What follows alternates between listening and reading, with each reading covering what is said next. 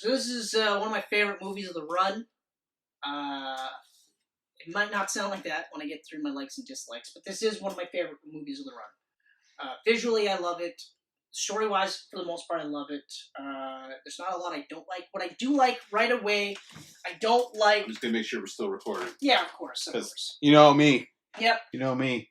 Yeah, we're recording. Hey! All right. What I don't like is they don't establish that this is a new timeline. Right. They don't. Which they should have. Comic fans like us kind of have an idea. But even for me, it was one of those where I'm like, yeah, okay, but even just accepting like different timelines and stuff like that. Like, I wasn't really until we had the conversation previously where I was like, okay, all right, now I can kind of. I gotta go back to Days of Future Past for a second. Yeah. We didn't touch on the very end. Seeing all the original characters. Oh, yes, that's right. Matthew Jansen, James Marsden. Awesome. And that's one of the reasons why I was like, yeah, but it tries to tie itself to the original trilogy.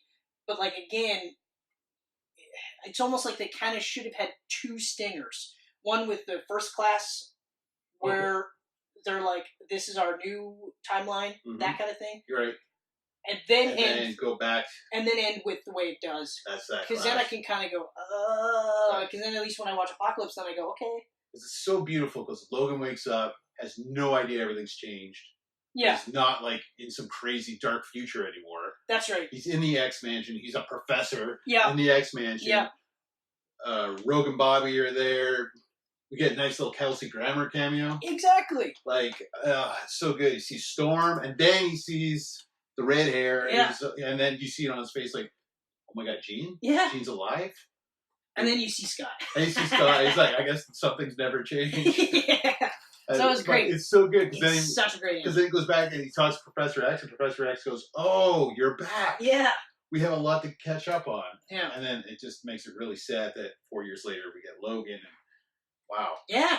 Yeah. I really feel bad for Logan because he got it all back. Yeah, but again, I always feel like Logan is one of those characters where you don't want to think that he's going to die alone, but he's going to die alone. Yeah. And he's probably going to die in battle. Yeah. You know what I mean? Yeah, like you said, John Wick style, right? Yeah, like it's John not Wick be a style. happy ending. It's never going to be a happy ending. Right. Because the guy, like, as much as he tried to do a lot of good, he also did a lot of bad, and he knows it. You know what I mean? And same with John Wick, like, that's one of the things that a lot of people almost fail to recognize is that John Wick isn't a good person. This was a guy that had no problems being a hitman for the mob, right? It's only because he got out, like he met the girl, and to get out, do that final last act, but his last act made it so that the industry, like the bad guys were able to put themselves into the position that they were in, beginning of John Wick, right? So you're still, like, none of this is good. No. At all. He's It's not just a that good guy. one pocket where you go, but he fell in love, and he loves the dog, and then he found that other dog, and he loves them, so, like, he can't be all bad. And he's not. I'm not saying he is. No. He's done bad things. Well, he is. I mean, he's a bad guy, but he's trying to redeem himself. And these guys are worse than him. He was never trying to redeem himself. No, but... Never. No, okay, it's vengeance. It's a tale of vengeance. Wolverine is constantly trying to redeem himself. Yeah. So, I will say, it's a little bit different in that regard. Okay. I love John Wick. Correct. I'm a huge I love John Wick. John Wick's so good. But he's not a good person. It's not even like Jason Bourne, where once Jason Bourne kind of woke up a bit more, he was like, I don't want to do this. And then he remembers he never really wanted to do this. But, or it was one of those where he didn't realize what he was going to do until he was in it. And then he was like, I don't want this anymore. And they're like, too fucking bad, buddy. Yeah. We're going to brainwash the shit out of you. Deal with it. You know? So, like, and now, like, and with him, it's always like, now he just wants to leave the light behind, right? And I think that's the biggest misstep for Jason Bourne, the movie, was that they should have had it so that, like they were talking about, he couldn't really leave it behind, so then have it so that he's working for them freelance. But anyway, so Apocalypse. Back to Apocalypse. They don't ever establish the new timeline, but okay, all right, fine, whatever. At this point, I'm okay with it. I did not like the changes to Angel visually. Yeah, Angel didn't make a lot of sense in here. I didn't like the visuals and just the fact that different timeline or not, Like, I'm guessing it's not Warren Worthington, but yeah, still. When you said that, I was like, okay, but again, why would you make the character look so close to him? Almost identical? And then go, but it's not the same character. Because this is in the 80s. Isn't even credited as Angel? During the cage fight, right? Nightcrawler versus Angel. He's credited as Angel, but now I'm trying to think. I don't think he was ever credited as Angel in Last Stand. I don't think so. He was just a guy with wings. He's just Warren. Yeah. Yeah. But even still, it's just one of those, like, even as comic book fans, you're just like, how do you not make that leap? Mm-hmm. Right? But then, of course, we get to Nightcrawler. Well, the casting is great. Like, the casting, again, is phenomenal. They've got great casting. With Nightcrawler, it gets even more problematic because he's virtually identical, just younger. Mm-hmm. Even the way he's played is virtually identical. Yeah. You know, like they even do his whole Kurt Wagner thing as a joke because how well received it was in the X-Men 2. So it's just one of those where it's like, okay, but how is this, right? Yeah. Okay, but again, we're talking new timeline. You have a new timeline in your head, it's a little easier to grasp all this stuff, okay? Exactly. It also explains why Angel is now European as opposed to American. I was able to accept Nightcrawler more because of the age, because Alan Cumming is obviously an older man in X2. Yeah. The Angel one makes no sense because he's a teenager. But part of the other problem, though, is again, it's like, but if you don't reference or you don't make the connection that this is a new timeline, then confusing. You go, wait a minute. Yeah. If meeting them in 2002 for X-Men 2 was in a church, that was the first time they met him, did they all forget? You know? Yeah. And also, this is the first time we meet Storm. Okay, all right. We meet all the new young cast. I really like Storm in here. Like, I love classic. Storm. I love Storm in this. I love that she's got the mohawk. The streets. I love that she's pickpocketing on the streets of Cairo because that's where she met Remy LeBeau. Mm-hmm. Okay, who's also a thief. I loved that she had the accent. Yep. That was one of my favorite parts. Alexander Shipp, she did a great job as the new Storm. One thing I didn't like, another thing, is Magneto's storyline.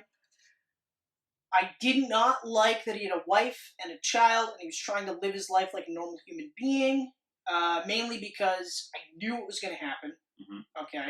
Plus, it reminded me a lot of Wolverine Origins, you know? Okay, yep. Although, when he kills the Polish police in the fucking bush, was awesome. Just very quietly, just little... The necklace that his daughter was wearing, which is the Nazi fucking coin. He uses that to kill them all, and it's just these, like you said. Yeah. I was like, man, that's awesome. He didn't spend the whole time doing this, which was another thing that I always found kind of annoying in some scenes. Like, even Michelle pointed out, she's like, isn't it weird how they use hand gestures to do minor things with their mind? And I was like, yeah, I know. I know why they do it. They do it so people, most people know see what they're doing. But like, I mean, even like this, like, you're like, okay, but like, if you're already good at it, you know, like, I understand touching my head. If you're lifting a submarine out of the water, that's a little different. I understand needing to focus. Yeah. You know, or if you're trying to freeze an entire museum of people because two mutants are now trying to fight each other with flame and ice. I understand that you're going to do this to control that many people. So I was glad that he never once was like, no, or whatever hand gesture he would do for that. That part was cool, and I mean, like, I did feel for him because it happened because he used his powers to help a guy, like a fellow coworker in the metallurgist area or whatever the fuck you want to call it. So that was kind of a nice touch that he's working with metal. Yeah, but he saves the guy from dying, and most people don't see it, but like one or two people do see it. And that was enough.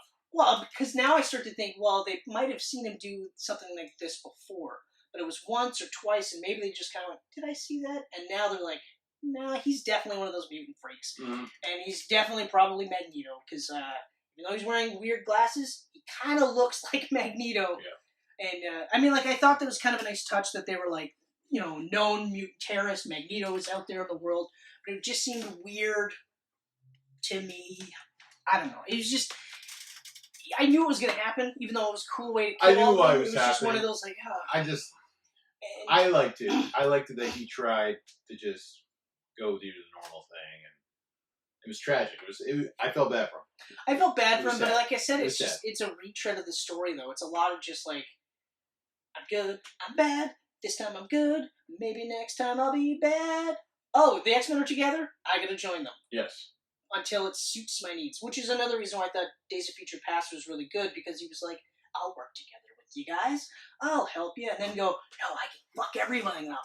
I'll fuck the world up. Yeah! Now you're gonna fight me. Yeah! You know? And I mean, again, we're talking different timelines, but I'll use the Fassbender Magneto, so he goes from there to suddenly being like, I don't want to live that life no more, for no reason at all. Yeah. There's no real... I mean, even if we got maybe some more glimpses of how the two got together, and maybe then you can John Wick it and be like, because of her, that's why he decided to do this. Okay, all right. Then I might be a little bit more forgiving, but really don't like Mystique as a figurehead. Yeah. But that's just my ongoing issue with Mystique as a character, because it makes sense in this new timeline. The new timeline, it makes sense. It also makes sense because it's Jennifer Lawrence and her star's only rising. Yep. So yeah, you have to have a reason for her character to have more play. So yeah, you got to make her an X-Men, and you got to make her happy. As unwilling as she wants to be an X-Men, these guys, she ultimately does it. Yeah, these guys had that deal where it was all four of us or no one. And I understand. It's the same thing with like when Last Stand hit and Storm, like Halle Berry was like, I want a bigger role. Yeah. And they're like, okay, you're a co-leader. Perfect. Yeah. And you're like, okay, all right. I don't get it, but fine, you know. But okay. Only because everyone else is dead. Yeah. We'll wipe the board clean. Yeah. Then you get think about that for a moment. You're a co-leader, but there's no one else alive. And you're only a co-leader because Wolverine is the new leader. Even though that makes even less sense. He's all that's left. The lone wolf that barely even wants to be part of a team, new leader. Suck it! Yeah. But anyway, so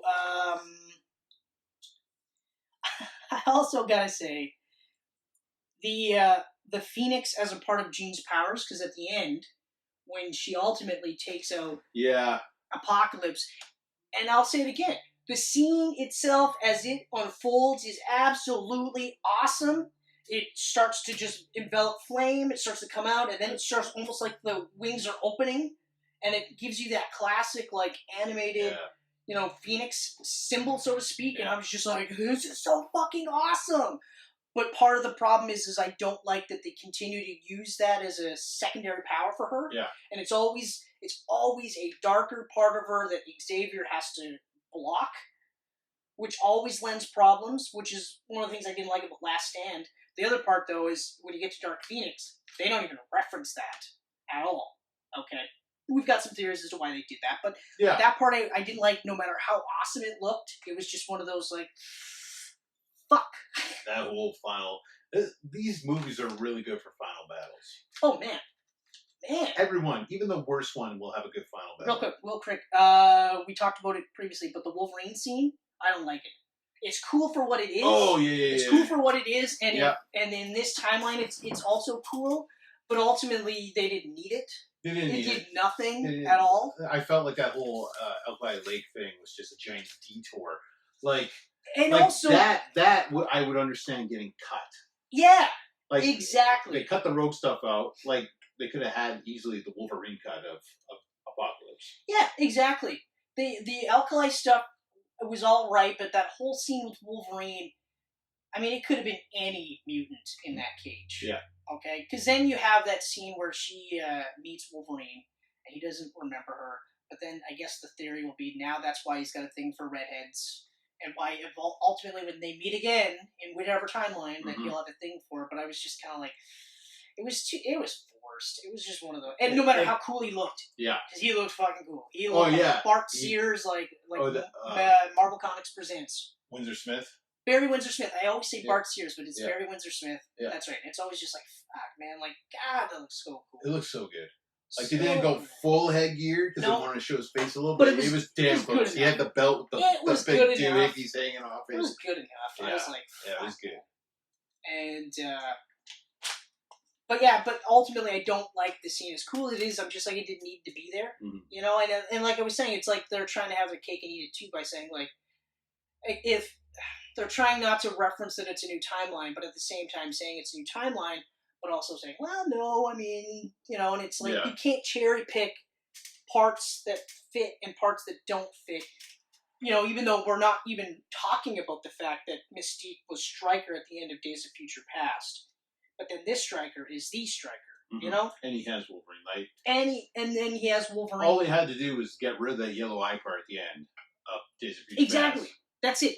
You didn't have to do that. Yeah. Because then you're like, oh yeah, that's right, he would have him. And then in this timeline, he is the Wolverine from the comic books. Okay, all right.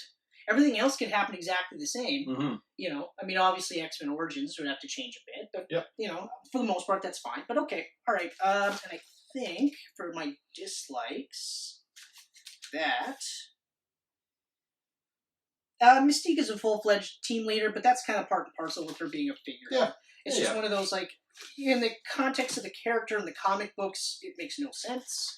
But it does make sense in this timeline and this particular version of the X-Men. So, okay, all right, fine. What do I like?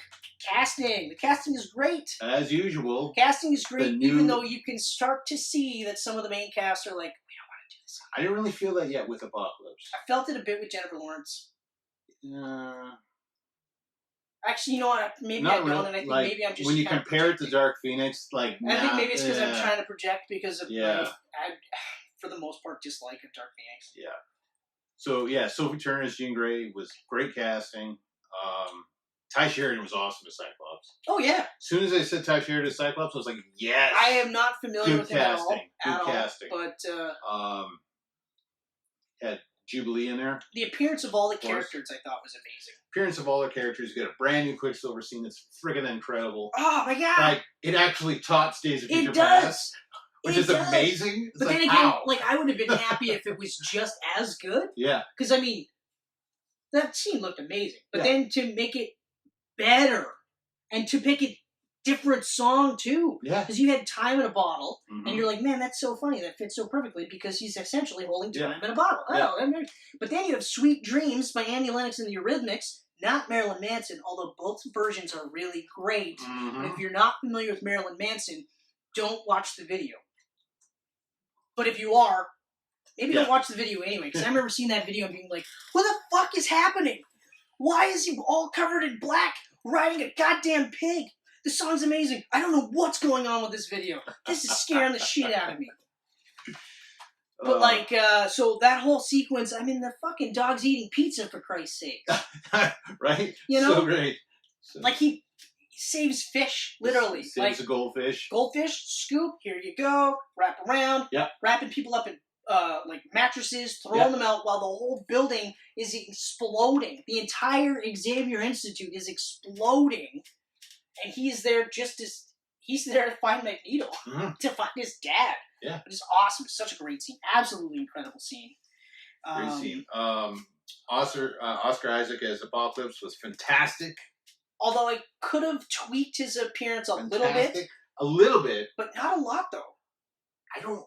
Like, all the hate about him being looking like a Power Rangers villain? Power Rangers villain, I was like, I don't get it at all. Just because Ivan Ooze was blue and he's blue. I loved that they leaned into the Egyptian aspect. Well, that's the thing. Like, the costume was very Egyptian. It wasn't all robotic with a giant A like the comic I know, books. we talked about that, but the A belt is ridiculous. Yeah. Like, fuck Like, right maybe off. they could have had a little bit more of the Apocalypse lips, you know? I think it's because in the comic books and in basically everything you've seen of him, he's always been predominantly gray and blue. So the purple aspects is kind of what threw me. And I think that's really, I think that would have been the topper for me. Because, like, close up, you see, like, the gray, and you see, like, the blue lines a bit, and they kind of touch upon that a bit. Although, like I said, while I love the fact that they leaned into the Egyptian stuff, because, I mean, this is the first ever mutant, and he was an Egyptian, you know? But even the fact that they make him ridiculously overpowered, which is what he's always been. He should be, He has to be. Like, they reference the fact that he is potentially the first ever mutant, period. But I even like that they do the body transference, and he's transferring with people that has powers that he doesn't have. Exactly. And so he's gaining those powers, which leads to the whole point of the end of the movie, which really, really smart stuff that they did here. Well, I even like the fact that, like, so Charles... Okay, we'll do a quick recap, bring everybody up to speed. If you haven't seen the movie, so Psylocke is introduced, and Psylocke is an interesting story. Yeah, Olivia Munn did great there. Yeah, but it's so funny that she did all this extra training for a franchise that died. After this movie, it pretty much died. Yeah, because they definitely end her arc on a point where she's going to return. Exactly. She gets away, she doesn't die. Definitely. She actually literally goes, oh, they're going to kill him. I'm out. Yeah. I'm out. And they even tease Mr. Sinister in this. Like, there was a lot of, like, we would have had a pretty awesome next future. I've been waiting for Mr. Sinister because that's a creepy, creepy fucking villain that we need to see. Yeah. But anyway, so she was obviously poised for bigger things, eventually becoming an X-Men. There's no way around it. I loved the comic accurate costume that she had, aside from the boob window. Mm-hmm. Never needed it, ever. But they gave it to her. Egyptians like boob windows. No. It's producers who go, comic book fans want to see titty. I got a phone that I can see titty on anytime I like. It's a boob window, all right. It's a boob window. At least it wasn't something stupid like a big cutout P for Psylocke. No, I agree. Because it all, like, when you think boob window, that's the worst. That's like Invisible Woman. When she had that boob window. And you're like, how is the middle of that 4 even staying there? Not only it glued that, onto your boob? The best part is like, from a character standpoint, she's always been like in a jumpsuit. They've always been in jumpsuits. Then the 90s hit, and then they're like, you need a bathing suit with a boob window, but it will make it look like a 4. See what we did there? And you'll also need to have really long gloves. Mm-hmm. I know. You're like, why wouldn't I just wear long sleeves and pants? Because you don't need to. You're going to wash the dishes when this is done. Because you got really long gloves, and I think she had weird, like, strap boots. Strap boots. All the way down. She looked awful. Oh, God, it was terrible. The 90s was not very pleasant at times towards women in comic books. Actually, for men, too. Like, Thor had that weirdo chain fucking black suit that he was almost universally shirtless on. With women, it was less is more, and with the guys, is fucking load them up with it was either, layers and pouches and everything. But also, if you could make them not wear a shirt, even better. Men can't move. Don't wear a shirt. That was the one thing. Thor had like the strapped thing. Yeah. But he had no shirt on. And giant like shoulder pads. That's right. And then he had like the fingerless gloves that came up to here, but then chains on top of that. Mm-hmm. None of it made sense. He had the Shatterstar helmet. Yep. But okay, fine. Because his helmet was kind of Shatterstar-esque. But then they had like they had the top part open, so he could wave his hair around. Yeah. Yeah, exactly. Like that. Exactly. Cap had an armor. Yeah. Yep. Armor. Yeah. Iron Man was a kid. Yeah, but he had like robotic tubes sticking out of him. And I don't know what was going on in the 90s with stuff. Anyway. But yeah, boob window. I love the final costumes. That final, like, cut scene. That last shot of them turn around, like Jim Lee style uniforms. Jim Lee-esque, yeah. Jim Lee-esque style. Cyclops for sure. Cyclops was really very close. Jim Lee. Really close. Yeah, this thing going on. Yeah, but that one actually kind of reminded me of, like, just before, or is it just after the Whedon run? I think it might have been just after the Whedon run, where he had, like a predominantly blue, but it had black accents, and then, like, almost a segmented type thing there. Yeah. Kind of reminded me of that. But overall, the final costumes are great. What else do we got? Overall, though, this is an X-Men movie. I've said plenty of times before that, like, I even said it in this one, where I look at comic book movies and I look at the best ones as being the ones that when you take out all the comic book elements, it can still stand on its own and be a great movie to watch. And I still stand by that. But at the same time, we're at a point where, like, it's okay to have those movies and you should have those movies. Yeah. But then it's okay to have movies like this where, like, if you take out the X-Men stuff, then the movie doesn't work on its own. It has to have those things. And this is almost like it celebrates the fact that this is an X-Men movie. That's the thing with teen movies, though, right? Like, you gotta have teamwork in a teen movie. Not even just the teamwork aspects, just the fact that they're mutants. Yeah. and they come together as the X-Men, right? Like, you need to have those aspects. Because otherwise you wouldn't have wicked scenes where Xavier is fighting Apocalypse in his brain. You wouldn't have scenes like that. But you have to have scenes like that. There's some more about Apocalypse. Like, first off, he's introduced with the whole Egyptian thing at the beginning, but then he comes back because Rose Byrne returns as Moira McTaggart. Exactly. And she's on the hunt in Egypt. She's on the hunt for something. She's not quite sure. She doesn't really know about mutants again. No, because the mind wipe. Yep. She got her mind wiped by Xavier. Yeah. And then, and that's right, because we don't see her in Days of Future Past. No, for obvious reasons. That would have been too much. Oh yeah, I forgot. I didn't like Junkie Xavier in Days of Future Past. Oh yeah, Junkie. Just one of those, like, I mean, I get it, but at the same time, I'm like, I don't want to see my hero shooting up. Don't do that. But he stops. I don't give a fuck. I mean, are you serious? Like, what's next? Are you actually going to show Captain America is taking steroids?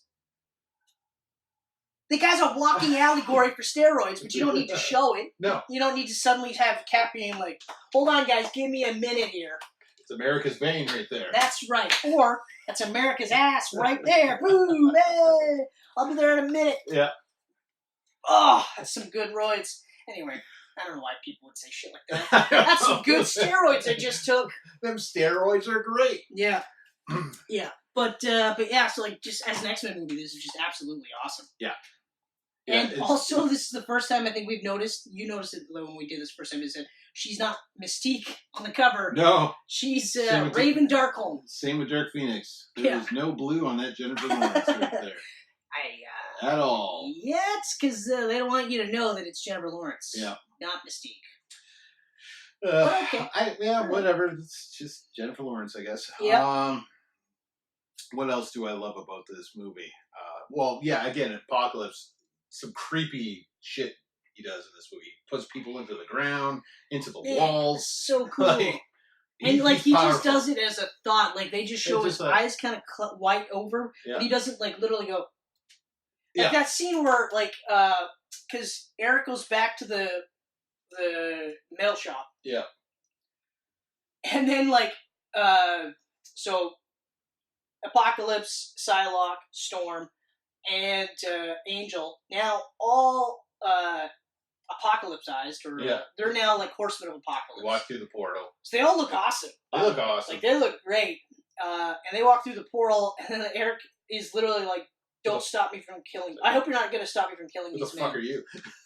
Yeah, he's like, "Who the fuck are you?" Yeah. And I hope you're not going to stop me from killing these men. And then with just a thought. Yeah. Pushes them all into the ground, and the their wall legs and stuff, are sticking like, out, their arms are sticking out. And just like, ugh, yeah, that's gross. And he's just like, all right, come with me. And then they go to Auschwitz, and Magneto destroys Auschwitz with the empowering that he gets from Apocalypse. So that's fucking awesome. What the hell was I gonna say now? Even just the way he speaks, where he's almost like a quiet whisper. And then occasionally, like, there's, like, a baritone that backs up his voice, which was really cool. But even just, like, that was really cool. But one of my favorite scenes is when Charles tracks down Magneto, and he's like, I heard about what happened with your family, and I'm so sorry. And he's, like, crying. Like, he's like, I'm really sorry about that. And, like, I can help you. Like, we can help you, just, you know. And then all of a sudden, it's just like, he's not alone. He's with somebody. And then Apocalypse. I've never felt power like this before. Apocalypse is just like, I've never felt power like this before. Yeah. Thank you for letting me in. So now, through Charles, he's got access to Cerebro, and they need Havoc to destroy Cerebro, which leads into the awesome Quicksilver scene. Yeah. But he was just like, oh, fuck. And he just very quietly and calmly goes, just thank you for letting me in. And now he's like going to speak to everybody. And then then they take Xavier, destroy the mansion, and we have that awesome scene. And then through Xavier, he speaks to the world, and he's like making Xavier say, like, basically the credo of Apocalypse is the strong will get everything. Mm-hmm. The weak will get nothing. But I love that he gets to that point where he's like, to the strong, you will inherit everything. And Xavier goes, to the strong, you must protect the weak. And I was like, yeah, fuck yeah, that last little, like, fuck you. And he's like, okay, all right, whatever. Yeah. Whatever, I tried. I think part of it was you started smirking, and you're like, it's not going to work. I was just like, I wonder how long he's going to actually fiddle with this thing. Keep doing it while I'm talking, right? Yeah, but anyway, so, and then you do it within seconds. It's like, fuck you, you douche. Spirit fingers. There you go, jazz hands. But yeah, so like I even just love that part where they don't even say, like, because like he lays it out like, you're gonna create this, and you're gonna do this and this, and then Xavier's like, okay, what am I here for? Yeah. And then they show that now he's gonna transfer. So he wants Xavier's powers because Xavier can control everybody. Mm-hmm. And I liked how that's the first time they ever really touched upon that aspect, that he could control everybody. He just doesn't, you know? Yep. And, but so that's really, really cool. And I like how, again, ultimately this is something that'll affect the whole world, but it's still just an X-Men thing because he's like, well, I want Charles, then the world, right? And the X-Men are like, no, we gotta stop this, period. Yeah. Right? And I like it because in the sense that sometimes you get those movies where it's like how does the world move beyond this? Like, once you find out that mutants are there and all this stuff, like, how do you put that back in the bottle? Because a lot of times the second movie will act like no one really knows, or a small group knows, right? Yep. But in this day and age, you're like, everybody would know, right? This is so contained in the far reaches of the earth that it's just an event. They're all just like, we don't know what happened, we don't know how it stopped, all we know that it's no longer done, so yay us, right? It's a refreshing change of pace. Because there's times where I watch horror movies where at the end of the horror movie I go, yeah, but like, if everybody knows, how does the sequel happen? And the same surprise happens, right? Mm-hmm.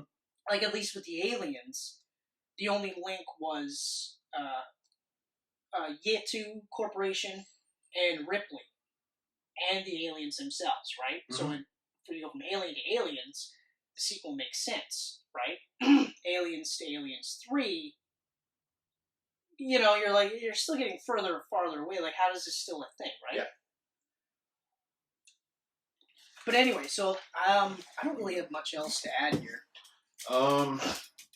Funny side note, though, when we did this the first time around, we actually were just about to wrap up when I started to reference the whole part with Magneto and Xavier letting in Apocalypse and Havoc and all this stuff. So that happened almost exactly the same, which I thought is interesting. But, okay. One more little tidbit. Yes. My favorite Stan Lee cameo. Because he did it with his wife, Joni. Yes! That's also exactly how this happened the first time around. Yeah. Because I threw it in right at the end. Because what I'm going to say now is, when we watched this recently, my wife and I, and she went, oh, I wonder if that's his wife, Joni. Yeah. And then I looked it up, and it was, and it's beautiful. Yeah. Also, fun tidbit, Joni was the voice of Madame Web in the Spider-Man animated series from the 90s. You don't say! But you didn't know that, Chris. I did, because you told me the first time around, but I didn't know that time. Okay. I was like, what? Yeah, so that was pretty interesting. Very cool stuff. No, but it was great to see him in there with his wife, because I do believe she only lived a year after this. Yeah, so that's exactly what happened, yeah. So yeah, very touching to see that. So yeah, that is X-Men Apocalypse.